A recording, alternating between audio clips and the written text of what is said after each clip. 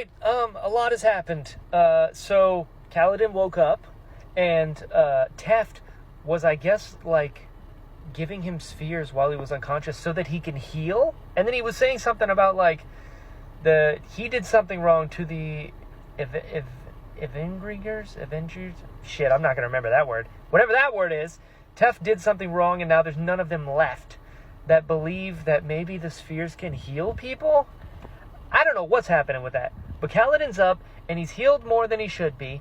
And they bought Raka Razor. I love that. I love that they're still training, and like Kaladin clearly had like an impact on the team as a whole. That's really cool.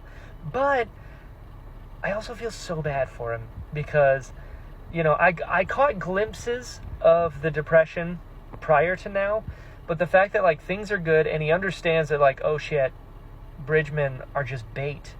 And then he could feel it coming on. Like the depressive episode is like around the corner and like he can't stop it. And I was like, oof, my heart breaks for that dude. On the other side though, the fact that while he was like in and out of consciousness and if he was going to die or not, like death spren were coming up around him, and Syl was on his chest with a little sword like fighting off the death spren. Listen, there's something else here. I don't know what it is, but the fact that Kaladin survived the high storm, I think the Skymark had something to do with it. But beside the Skymark, he survived the high storm, and Syl showed up to him and has been watching him for a while, and nobody else can see Syl except for Rock. So Syl's interest in Kaladin, to the point where he's like actively dying and she's fighting off death spren for him. There's something there. There's a disturbance in the Force. There's some reason why she's attached to Kaladin, and I don't know what it is yet. But I'm very excited to find out. So there was that, and then there was a Shallan chapter where she basically was talking to her brother and was like, hey, I got the Soulcaster, but you don't understand. This lady's crazy, and if she finds out, she's going to hunt us down and kill all of us. To which my mind is like, then give it back. Like, I understand you can't. I understand that they're trying to go and save her family and stuff.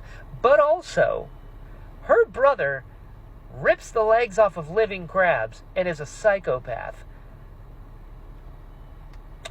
I'm just saying, sure, Jasnah's got an interesting view of the world, but your brother's a monster.